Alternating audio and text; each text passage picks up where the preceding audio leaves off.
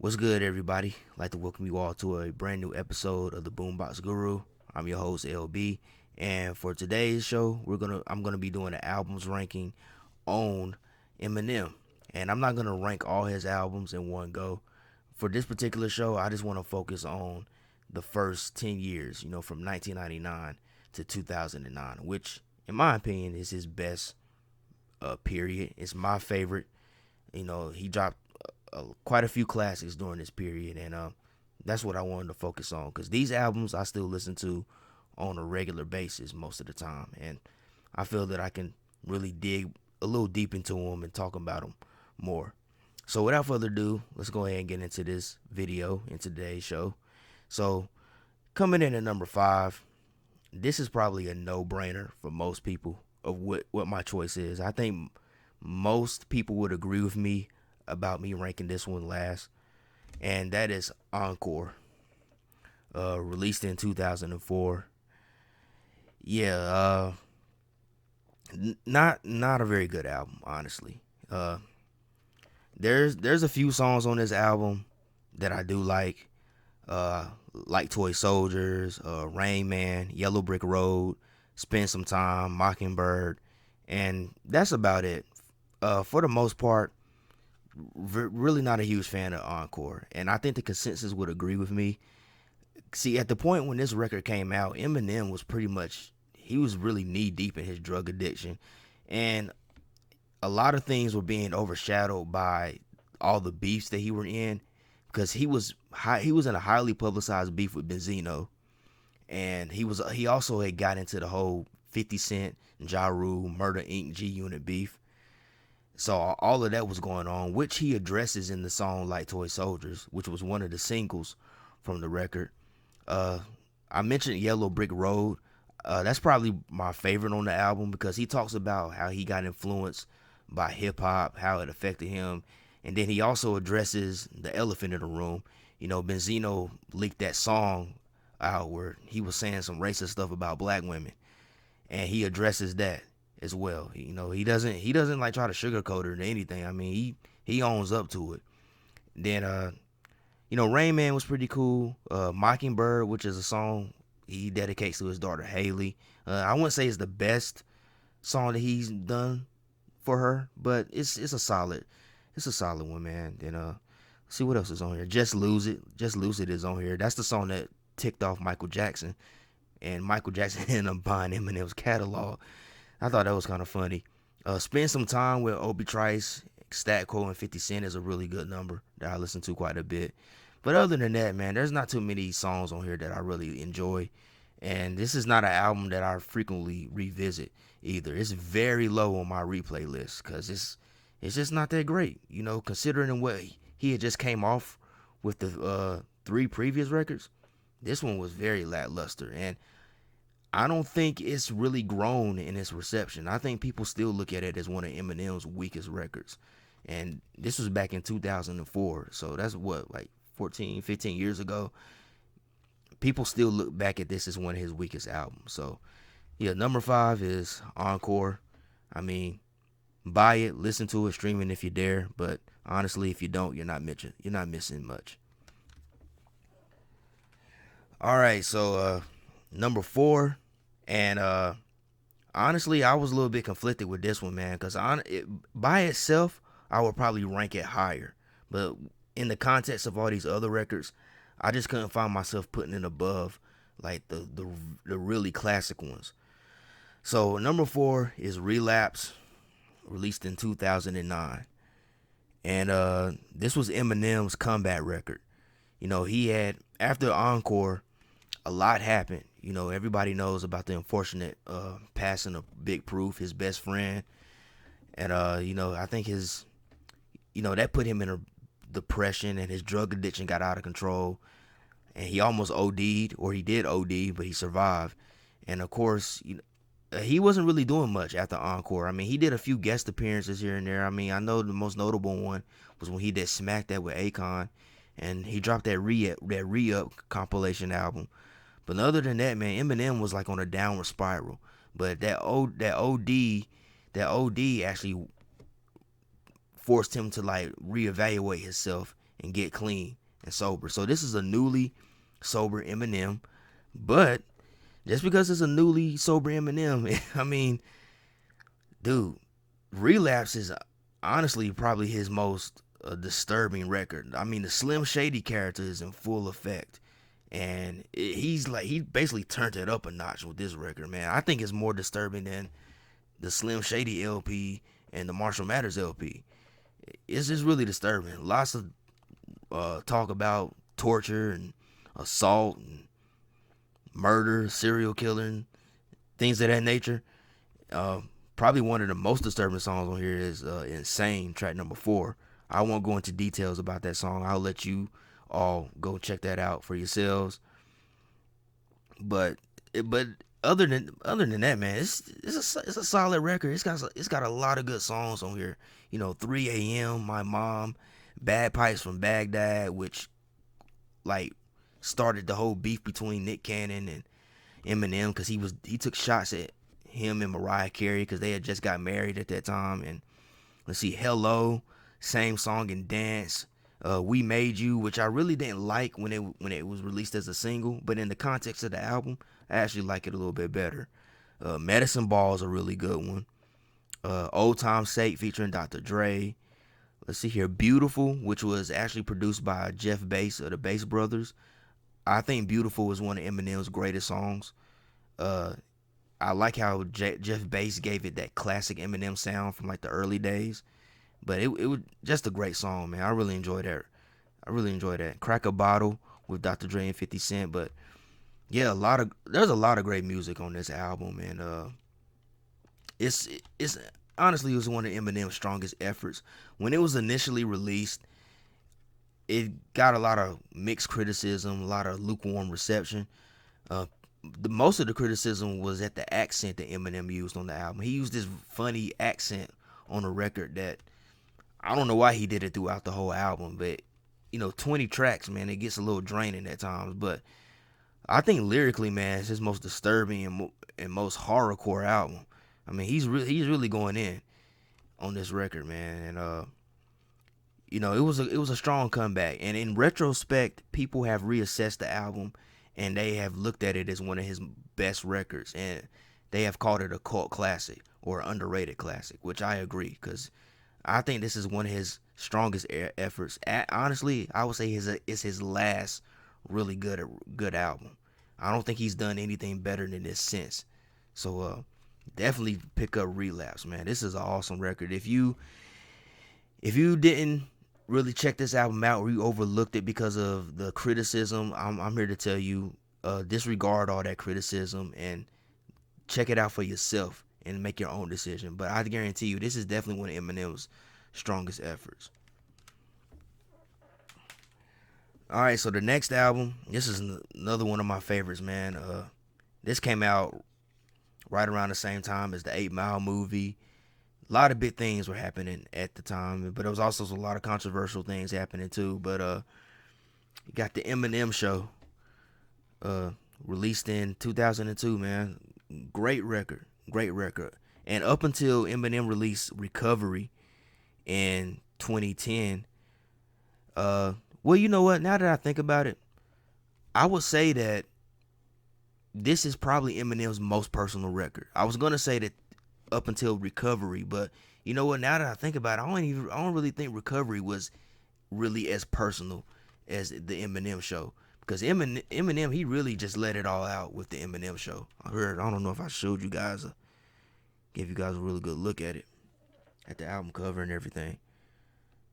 Yeah, but yeah, I don't know if I can't really say the Recovery was as personal as Eminem Show, because Eminem was going through a lot at that time. And he pretty much just lays it all out, and there was all kinds of stuff going on. That's hence the title, The Eminem Show, because his life had become a show, for the whole world to see. But lots of great tracks on here. I think a solid record all the way through from start to finish. Cleaning Out My Closet, which was a huge hit from this record, which I would say to date is the only song Eminem really just kind of laid it out about his tumultuous relationship with his mother. I mean, even though nowadays Eminem, he can't stand this song because he has since like reconciled with his mom and he apologized to her on the song called Headlights for Marshall Mathers LP 2, and he doesn't perform it live. And he even said that he cringes when that song comes on the radio. But it was a huge radio hit. Huge radio hit. It was a huge hit with fans. I mean, I remember being on the school bus and everybody on there singing the hook. You know, I'm sorry, mama. I never meant to hurt you. It's a catchy hook. Even though this is a serious song about a serious subject, and it's basically Eminem airing out his dirty laundry to the T at this point. You know, it was a catchy song, even though it had a deep meaning. Shows you the change in hip hop since then, because this was a serious song. And then let's see what Soldier, another great song, which details another personal incident, mainly detailing his chaotic relationship with his ex-wife Kim. Because I think this was about the pistol whipping incident that Eminem got charged for around like 2001 or so. Let's see here. Superman, which was a diss song to Mariah Carey, which I didn't know at the time that was a diss song towards Mariah Carey. They actually shot a video to that song that got banned, but you can find it on YouTube, because I didn't see it until YouTube started popping off. Till I Collapse featuring Nate Dogg. That song, to my knowledge, wasn't even released as a single, but it just took on a life of its own. I mean, you hear that song all the time on movie trailers. This is like the go-to song for movie trailers, especially action films. Till I Collapse is the go-to song for action movie trailers and action movies in general, man. You know, that's just what it is. Oh yeah, Haley's song. Now, my personal opinion, this is the best song that Eminem ever done, that he dedicated to his daughter Haley. What's so different about this song and so unique about it is that Eminem actually sings on this song. He sings majority of it. He does rap. The last verse is him rapping, which I thought the rap was really dope, because he's detailing he's basically talking to Haley, explaining to her the whole toxic relationship between him and her mother and so forth. But I thought Haley's song was just the best song he did dedicated to her. I don't think he ever topped that. But lots of great music on here. White America, where he addresses the whole like white privilege thing, and as well as, you know, how the government was coming at him. You know, politicians were coming to him for his like lyrical content and such. Square Dance, where he takes a few shots at people, most notably cannabis and George W. Bush. Yeah, George W. Bush, right? Yeah, the son who was president around this time. Yeah, he takes shots at him on that song. So that's a little bit of Eminem going into the more socio-political route right there. But yeah, Eminem Show is a great record. I know a lot of people around the time, they criticized the album a little bit because he was really moving away from the Slim Shady persona. He was getting a lot more personal. But, you know, at the end of the day, man, I still think that it's a dope record. I still think it's one of his greatest achievements. You know, I think it's a part of that trilogy that he had around that time, you know. But let's get into the next one. So number 2. You know what? I'm sitting here. I don't know. I think I might change my number 2 right quick. Honestly, I think I might. You know what? Yeah, I'm gonna change my number 2. So my number 2, as of right now, Marshall Mathers LP, the first one, released in 2000. Classic record. I can't tell you the impact that this album had on a 11-year-old kid like myself when it was released, man. I and you know what? I'm only starting to realize it now, how huge this record was when it was released. But just an awesome record, man. Just an awesome record. You know, this was the beginning of Eminem starting to get a little bit more personal as far as subject matter. Hence the album called the Marshall Mathers LP. So this is more him. This is more Marshall Mathers. And don't get me wrong, the Slim Shady persona is still there, especially in songs like Kill You and so forth. The real Slim Shady, which was one of the first singles from the album.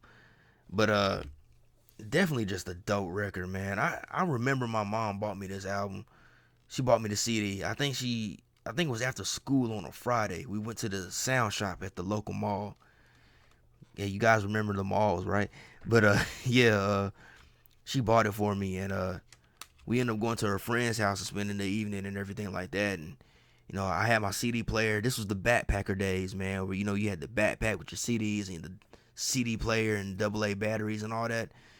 Man, I spent that whole day just jamming this record from back to back, and I think I went through every last one of my AA batteries that day. I ended up having to like steal batteries out the remote control and stuff like that, man. Shh, don't tell nobody. But yeah, man, it was yeah, man, that's how good this album was, man. I remember when it dropped, it was a few older teenagers on my school bus. They already had it, and I remember this one young lady in particular. She was passing around, letting people listen to some of the songs, and she was playing like Under the Influence. I'm not gonna recite that hook to Under the Influence, but you guys know it. And this was the first time I ever heard D12. And so she was playing that, and she was playing the Ken Kniff skit, which I'll let I'll let you all go and listen to that Ken Kniff skit. But trust me, it's crazy, man. But so many good songs on here, man. Of course, the big one is Stan, which don't get me wrong, man. I still think Stan is a great hip hop song. I think it's one of the greatest hip hop songs of all time. But they did overplay it.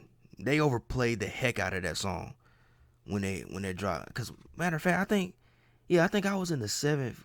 Yeah, I was in the seventh grade when this album came out. I think, or yeah, I know I was in middle school when this record came out. I was in middle school when this album came out. But I remember we went on a field trip to the bowling alley, and this is when the song had just came out, and they played it at the bowling alley, man. And everybody, as soon as that song came on, everybody kind of just stopped and was like, "Oh no, man!"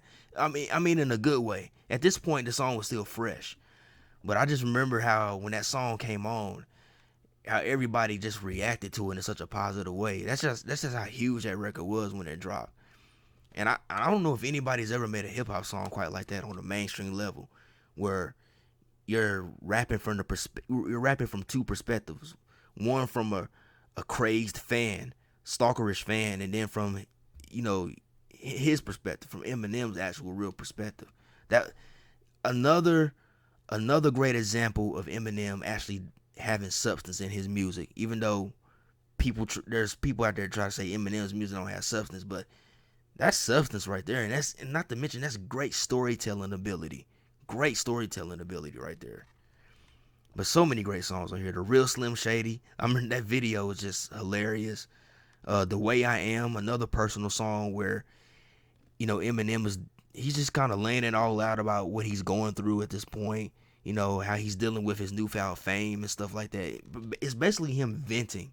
The Way I Am is him just venting out his frustrations. See, what's another song on here? Marshall Mathers, which that's really not it's sort of a personal song, but it's really Eminem kind of just going in and responding to everybody that he was beefing with at that time. I know he takes shots at a few of his family members, more shots at his mom, and I think at the time he was in a beef with ICP. I think he takes some shots at them on the song. It's basically him just kind of just laying it all out and going in on these people who he was having problems with at that time. And Drug Ballad, which this was the first serious song where Eminem really was open about his drug addiction. So, oh yeah, and Be Pleased too with Dr. Dre and Snoop Dogg, Exhibit and Nate Dogg. That's a classic right there. Classic banger. And Kim, which was the prequel to the song 97 Bonnie and Clyde. It tells a story that leads up to, it goes into details. This is him telling a story of like him murdering Kim and everything like that. It's the prequel. But classic record, man. I could talk about this album all day, man. But and I can talk about this next one, my number one. I can talk about my number one all day too. I'm gonna try not to, but yeah, number one, the Slim Shady LP. Released in 1999, man. This was my introduction into Eminem, and I still remember, man. I still remember when I first heard My Name Is on the radio. Me and my mom, we went up to one of her friends' house, and all the adults were in one room partying or whatever, and all the kids were in another room. We was in there listening to the radio and stuff like that, and that song came on, My Name Is, and I was blown away because I had never heard a rap song like that. I had never heard anybody rhyme that way, or the whole delivery and everything was just fresh to me. And then when I saw the video on MTV finally, and I saw that Eminem was white, that kind of blew me away too. Cause you have to understand, when Vanilla Ice was around, I was a toddler, so I sort of missed that whole wave and third base and all of that. I missed that, but so Eminem was like the first one for me. But an older friend of mine, he let me borrow the CD. He let me borrow his CD, and I remember I had that CD for a while, and shoot, man, I was bumping that. I was bumping this CD like non-stop, bro.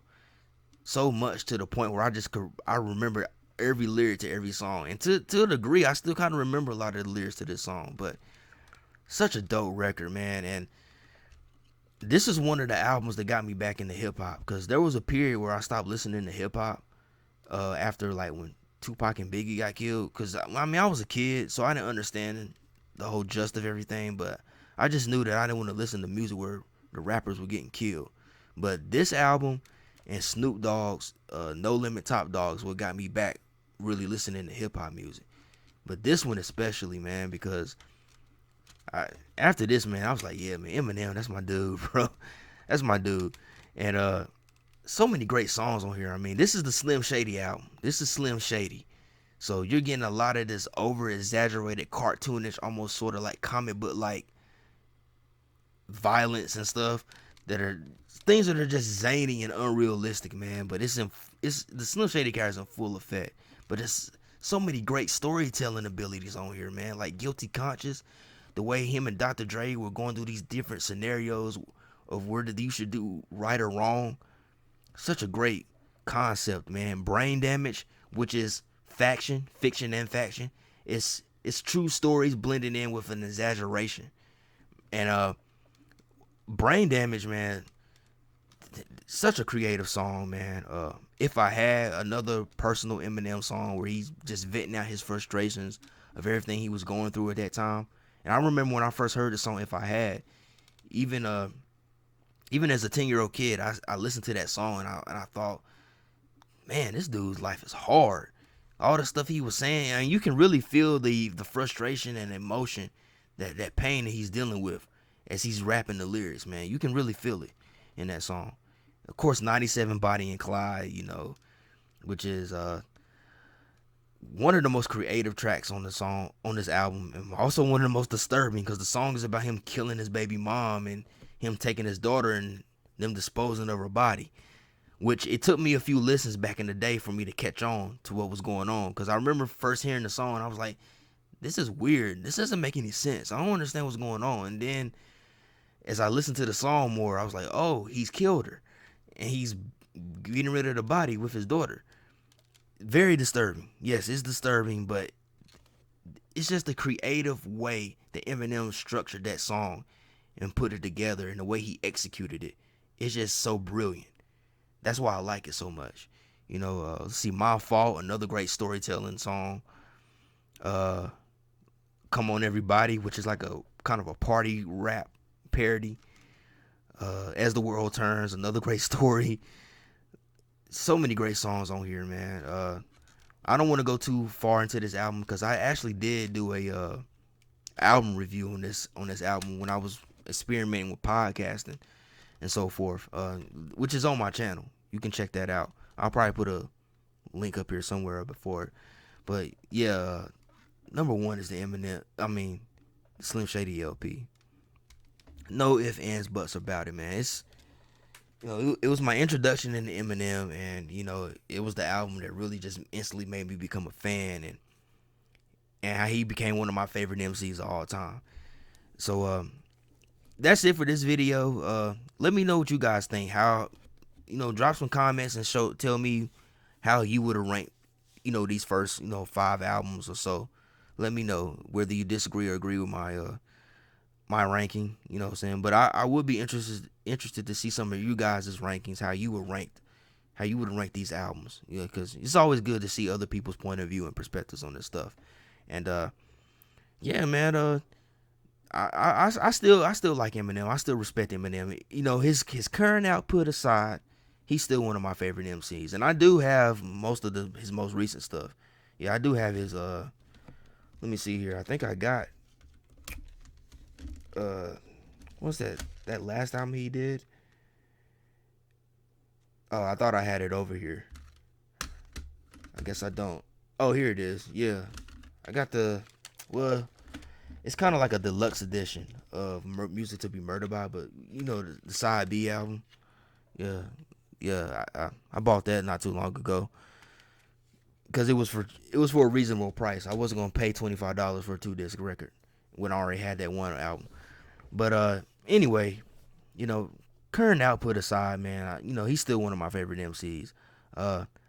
And who knows, in the future, I may do an albums ranking on his current output. I don't know, man. That's gonna be a little rough because his current output is a bit choppy for me. You know, because there are some albums I like and there's a lot more that I don't like. So I don't know, but you know, then again, that might make it for a more interesting video.